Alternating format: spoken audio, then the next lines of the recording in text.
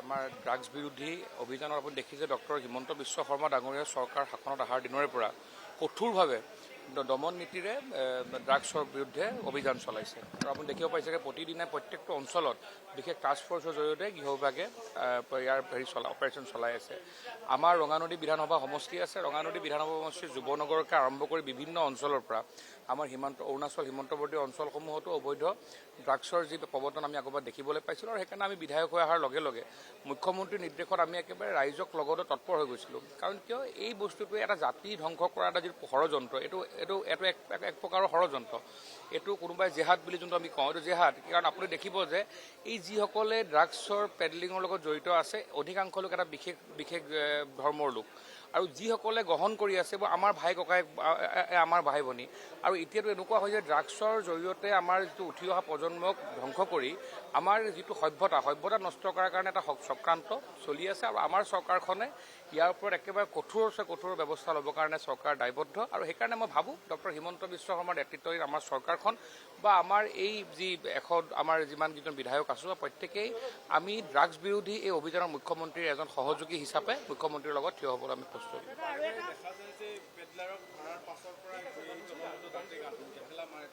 নহয় চাওক, এইটো এটা যিহেতু চৰকাৰ এখন সংবিধানৰ ঊৰ্ধত নহয়,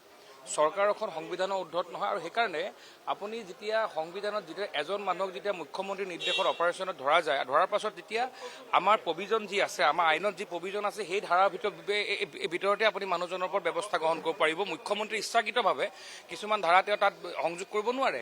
আৰু সেইকাৰণে যিহেতু আমাৰ ব্যৱস্থাটো আজিও আমাৰ বহু ধাৰা ব্ৰিটিছৰ দিনত বনাই থৈ যোৱা ব্যৱস্থাৰে আমি চলি আছোঁ। আমাৰ চৰকাৰ আহিছে, দেশত প্ৰধানমন্ত্ৰী নৰেন্দ্ৰ মোদী চৰকাৰ অহাৰ পিছতে পৰা আমি লাহে লাহে ব্ৰিটিছৰ মাইণ্ডছেটৰ পৰা লাহে লাহে উঠি আহি আমি সঁচাকৈ এটা ভাৰতীয় চিন্তা চৰ্চাৰে আগবাঢ়িবলৈ আমি গতি কৰিছোঁ। আশা ৰাখিছোঁ অহা সময়ছোৱাত আমি তাৰ ওপৰতে বিশেষ ব্যৱস্থা ল'বৰ কাৰণে মুখ্যমন্ত্ৰীৰ নেতৃত্বৰ চৰকাৰখন সফল হ'ব। ইতিমধ্যে আমি মুখ্যমন্ত্ৰী ডাঙৰীয়াৰ ইয়াৰ পৰা অতি তীক্ষ্ণ নজৰ আছে। মই এতিয়া মুখ্যমন্ত্ৰী ডাঙৰীয়াক আজি লিখিতভাৱেও আমি এটা বিশেষ টাস্ক ফ'ৰ্চ গঠন কৰি তাতে এটা মাষ্ট লেভেল এটা অপাৰেশ্যনৰ মই কৰিছোঁ, মই জনাইছোঁ যাতে তাতে ড্ৰাগছ আপুনি অকল নকল সোণ পইচাৰ কথা কৈছে, নকল পইচা এটা বিশেষ। কিন্তু এইটো আপোনাক যদি কওঁ এতিয়া মানুহে আমাক ক'ব যে আমি কমিউনিয়েল, কিন্তু এটা বিশেষ শ্ৰেণীৰ লোক, এটা বিশেষ জাতিৰ ধৰ্মৰ লোকহে এই কামটোৰ লগত জড়িত। আৰু আপুনি নিশ্চিত থাকক অন্ততঃ মই বিধায়ক হৈ থকাৰ দিনাখনিলৈকে ডক্টৰ হিমন্ত বিশ্ব শৰ্মাৰ নেতৃত্বাধীন এই চৰকাৰখনে পুলিয়ে পোখাই উঘালি আৰু ভৱিষ্যৎ কাললৈ অন্ততঃ 50-100 বছৰলৈ তাত এনেকুৱা ধৰণৰ কোনো ধৰণৰ দুষ্কৃতিকাৰীয়ে যাতে হাৰ পাব নোৱাৰে তেনেকুৱা ব্যৱস্থা আমি কৰিবৰ কাৰণে সংকল্পবদ্ধ।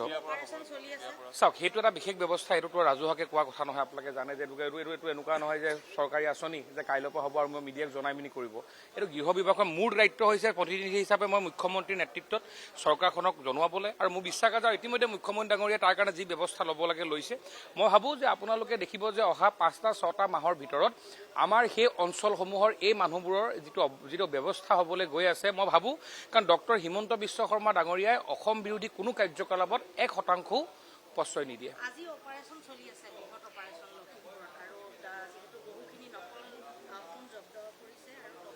মই আপোনাক সেই কথাটো কৈছোঁ যে মই আপোনাক 5 মাহ ক'লোঁ কাৰণ আমি অলপ যুৱ বিধায়ক, আমি অকণমান ধৰক বহাই কৈ ভাল পাওঁ। কাৰণ কেলৈ কৈ ভাল পাওঁ যে তেতিয়া আপোনালোকে পিছত আকৌ নুসুধে যে ইমান দিনত কৈছিলে, সেইকাৰণে মই জানি সুধিয়ে 5-6 মাহ কৈছোঁ।